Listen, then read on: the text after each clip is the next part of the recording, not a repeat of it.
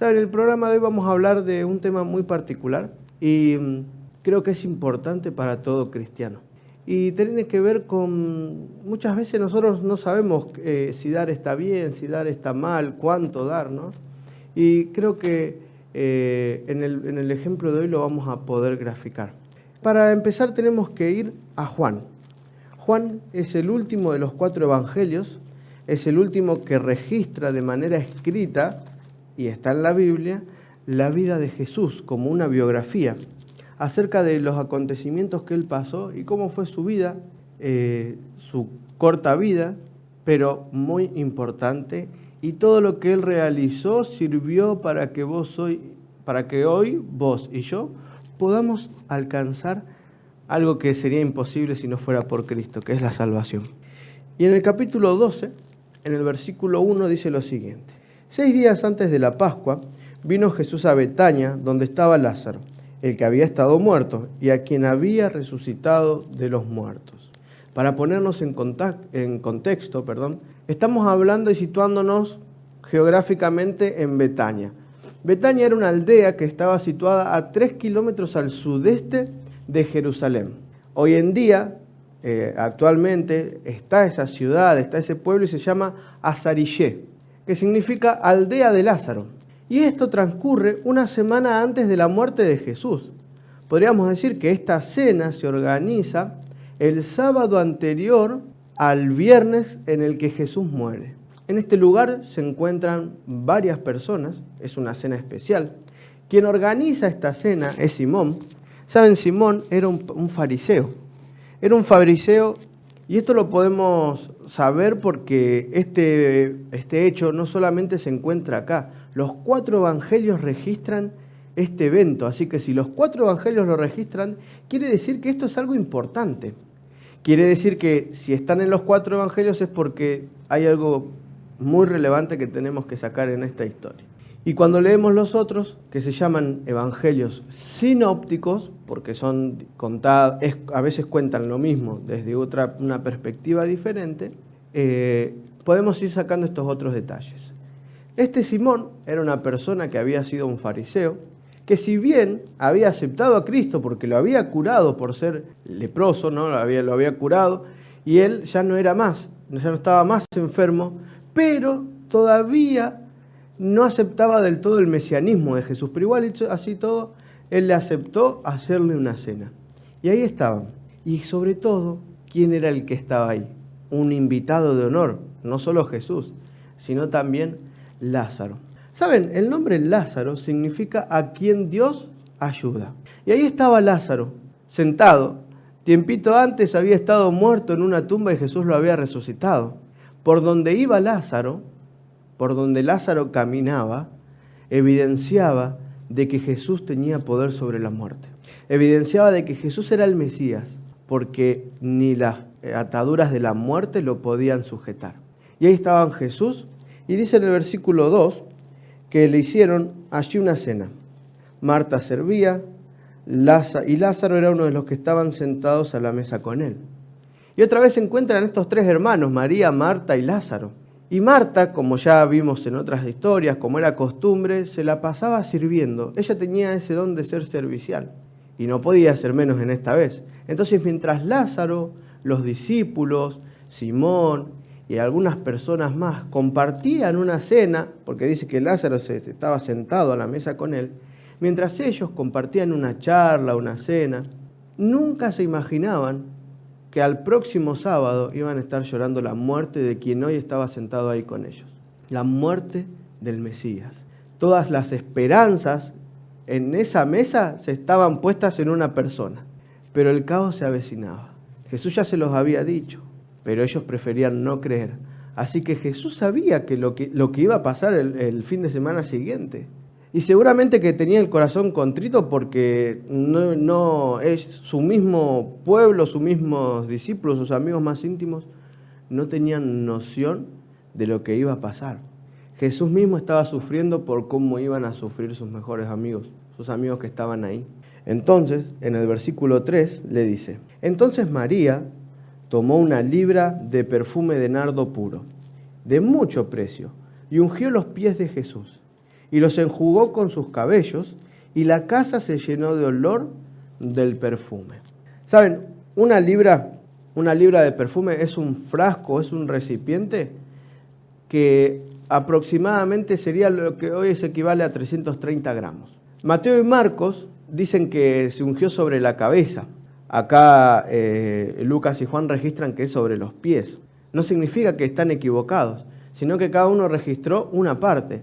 Por lo tanto, cuando María rompe el frasco, unge a Jesús de pies a cabeza. Y un frasco en ese entonces no es como hoy en día que tenemos una tapita que podemos destapar o con el mismo spray nos ponemos, lo guardamos y sigue para después. Una vez que se rompía ese frasco había que usarlo. Por eso se lo guardaba para eventos especiales. Y fue un acto muy particular y muy especial porque nadie esperaba esto. Y aparte, la Biblia aclara que la casa se llenó de olor del perfume. Quiere decir que el acto de María quedó evidenciado no solo en las personas al verlo, sino la casa cambió. Y acá, en medio de una cena, en medio de una charla entre amigos, la situación se pone diferente. María decide entregarle todo lo que tiene a Jesús. María decide entregarle el tesoro más preciado quizás que ella tenía. María decide entregar todo lo que ella era a su amado Maestro, a quien hace poquito le había devuelto la vida a su hermano. María, y si bien había una conexión entre todos, en este momento hay una conexión especial entre María y Jesús. Porque no solo le echa el perfume, sino que con sus mismos cabellos se lo enjugó, dice acá, se lo secó. ¡Qué demostración de amor! ¡Qué demostración de humildad! Pero va más allá. Y en medio de esta escena, todos perplejos por lo que había sucedido, María y Jesús, viviendo ya una relación como si estuvieran en el reino, ya no importaba lo que estaba alrededor. Ellos eran el centro. Aparece uno de los otros discípulos, y voy a leer el 4, el 5 y el 6, y dice: y dijo uno de los discípulos, Judas Iscariote, hijo de Simón, el que le había de entregar, y acá lo escribe Juan, pero porque lo escribe después. En ese momento, Juan no sabía que lo iba a entregar todavía. ¿Por qué no fue este perfume vendido por 300 denarios y dado a los pobres? Pero dijo esto no porque se cuidara de los pobres, sino porque era ladrón y teniendo la bolsa sustraía de lo que se echaba en ella. Y en medio de esta situación especial, donde una persona derrama lo que tiene a los pies de Cristo, Judas empieza a sembrar cizaña. Y le dice a uno: ¿Viste Mateo esto? ¿Por qué no se lo dimos a los pobres? ¿Viste Juan? ¿Por qué no utilizamos esa plata para algo mejor? Y los otros evangelios nos cuentan que lo que Judas inició se contagió a los otros 11. Los 11 discípulos, en vez de entender lo que realmente estaba pasando acá, estaban preocupados, estaban hasta enojados por lo que había sucedido. ¿Pero por qué tanto enojo? Saben, cuando en el versículo 5 dice lo hubiéramos vendido este perfume por 300 denarios, tenemos que entender que 300 denarios en aquella época era una pequeña fortuna, ¿sí? 300 denarios era el equivalente a casi un año de trabajo de una persona, de un jornalero. Por ejemplo, a ver, hoy ¿cuánto gana una persona? Promedio, ¿no? Más o menos, redondeémoslo para hacer la cuenta más fácil, en 100.000 pesos. 100.000 pesos mensuales. O sea, un año de trabajo serían 1.200.000. Hagamos 10 meses, 1 millón. Estamos hablando que en lo que equivale a hoy en día, ¿sí? María derramó un perfume equivalente a 1 millón de pesos. ¿Se podría haber utilizado para otra cosa? Claro que sí. ¿Podrían haber ayudado a los pobres? Claro que sí. Pero ¿saben? No era lo que motivaba a Judas el querer decir esto de venderlo a los pobres, la acción de vender y ayudar a los pobres. Inclusive, si ustedes van al libro de Deuteronomio, está la ley de Moisés, que es por la ley que el pueblo judío sigue a rajatabla, en ese entonces más todavía, y en su mismo libro habla acerca del cuidado de los pobres. Y Judas acá empieza a sembrar cizaña. A ver, el hecho es correcto. Ayudar a los pobres es correcto. Pero la motivación era la incorrecta.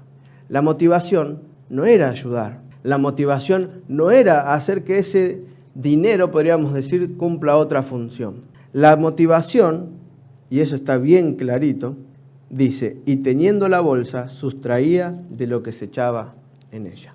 Judas era el tesorero de los discípulos. Cuando habla acá de la bolsa, quiere decir la bolsa del dinero. Podríamos decir que Judas era la caja de los 12 discípulos. Todo el dinero que entraba, él los guardaba en un fondo común, pero de ese fondo común, Judas se encargaba de desviar fondos para su propia cuenta. Cuando Judas dice, si lo vendemos y se lo damos a los pobres, en realidad Judas está diciendo, vendámosla, ayudamos a los pobres, pero yo me quedo con un poco. Tengo que cambiar de caballo. No sé, autos no se usaban en esa época. Me quiero comprar una ropa nueva. Vendámosla, pero yo me quedo con un porcentaje. De nada importa una acción correcta si la motivación es la incorrecta. Porque Dios no juzga los actos, Dios juzga las motivaciones. Y muchas veces te puede pasar que queriendo hacer algo bueno terminás haciendo el mal. No te preocupes, Dios juzga la motivación. ¿Qué es lo que te motiva a realizar tus acciones? ¿Qué es lo que te motiva en el diario vivir? ¿Debido a qué actúas? Y tenemos una misma sala ahora, una reunión de personas. Y en el centro está Jesús. La misma sala, la misma escena, pero actitudes diferentes. Tenemos a un Simón que vino a Jesús y ni siquiera le lavó los pies ni nada. Tenemos a María que estaba preocupada por tener una relación personal con Cristo y darle lo que ella más anhelaba y lo más precioso para ella. Tenemos a un grupo de discípulos que se supone que eran los más sabios y que más entendían porque más tiempo pasaban con Jesús, que estaban enojados. Lo tenemos a Lázaro, que quizás estaría sorprendido y contento con su hermana María. Y la tenemos a Marta, que quizás estaba en la cocina lavando los platos y se perdió la situación, no sabemos. Capaz que se enteró recién cuando sintió el olor del perfume y fue a ver qué pasaba, porque había tanto olor a perfume. Y en nuestra relación con Jesús, Jesús es el mismo para todos. Pero tu relación con Cristo es totalmente personal. No quiere decir que Jesús quiera más a alguien que a otro, sino que tu relación con Él depende de vos, pura y exclusivamente. Entonces, dice en el versículo, ahora voy a leer el versículo 7 y 8, lo siguiente. Entonces Jesús dijo, dejadla, para el día de mi sepultura ha guardado esto, porque a los pobres siempre los tendréis con vosotros, mas a mí no siempre me tendréis. Quizás al leer el versículo así, el versículo 7 no queda muy claro. En realidad, en otras palabras, Jesús lo que está queriendo decir es, dejadla, ella lo había guardado para mi muerte y se adelantó.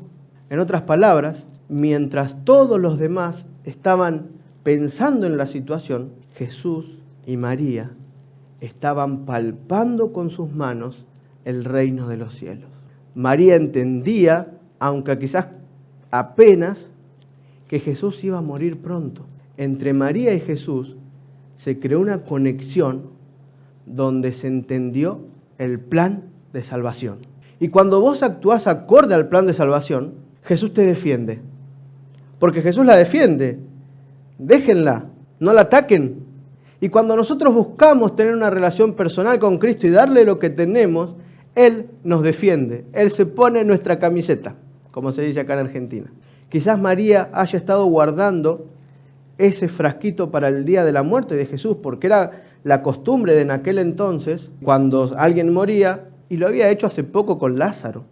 Se lo envolvía en telas y se lo ungía, se lo ponía aceite y perfume. Y quizás motivada por el Espíritu se adelantó y fue. En esta escena, en medio de personas enojadas, en medio de personas quizás contentas, en el medio de personas distraídas, María y Jesús comprendían el plan de salvación. Ni siquiera los discípulos entendían. Y fíjense que en Marcos, si vamos al libro de Marcos, sin irnos de Juan, ¿no? El capítulo 14, el versículo 9 dice lo siguiente. De cierto os digo que donde quiera que se predique este evangelio en todo el mundo, también se contará lo que ha hecho para memoria de ella.